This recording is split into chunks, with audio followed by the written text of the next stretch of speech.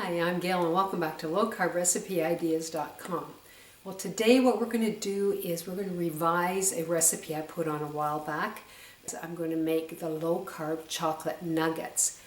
They are amazing. You'll never think about spending $10, $11 on a bag of these things again when you can make it way cheaper, and I'm sure it's even healthier, and in my thoughts, they're better what I've made, and I know you're going to enjoy them. So let's get started and I'll show you how to make them.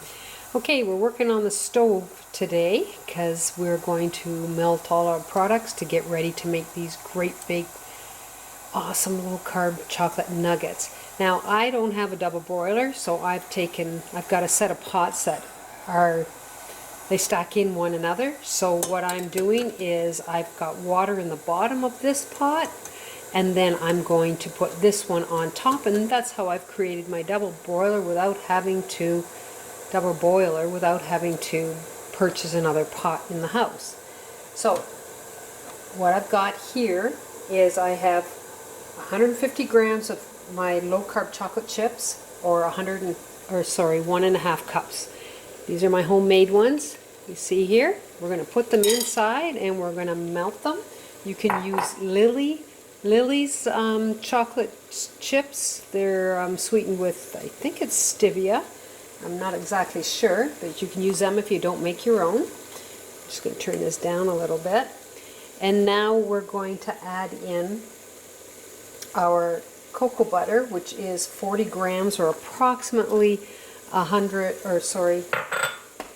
quarter of a cup. Okay, so we've got that in there, and I have 2 tablespoons of coconut oil. If I can get it out of the bowl. Now it's slowly melting down, so we might as well put in our sweetener, and I've got a quarter cup of, mine is erythritol and monk fruit.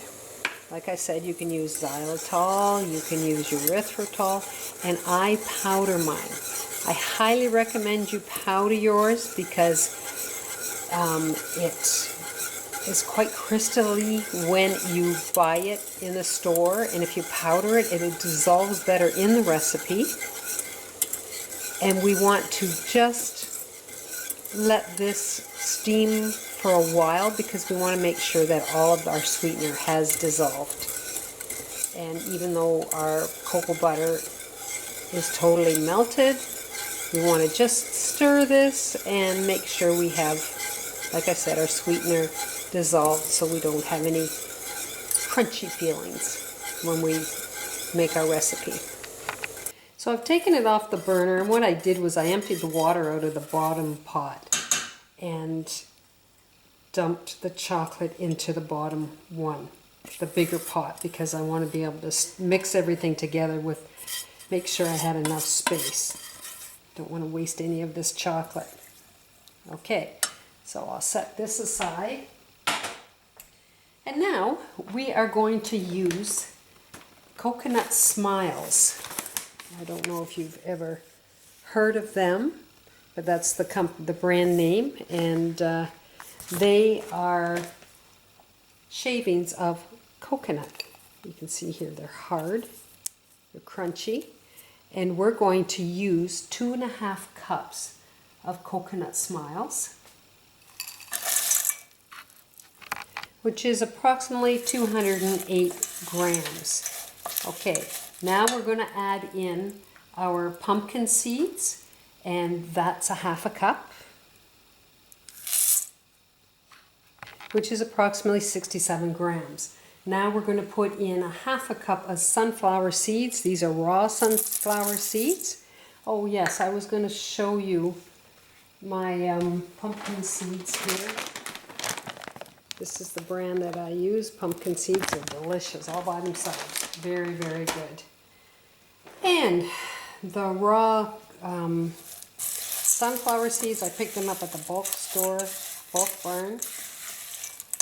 And now I've got my chia seeds. I have 2 tablespoons of chia seeds.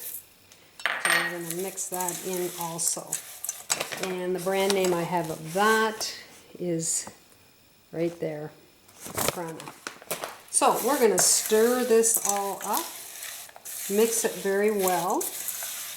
Then we're going to get a tray, a baking sheet. I'm going to put my silicone mat on, my favorite silicone mat. And I'm going to spread it out. We're going to throw it in the fridge. And you have an amazing dark chocolate sweet nuggets. They're delicious. Just want to make sure I have them all mixed really well.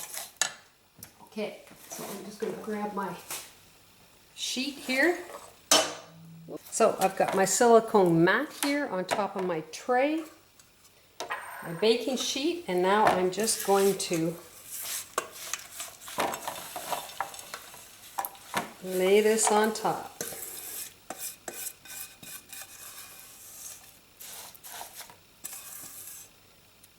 It is really, really good.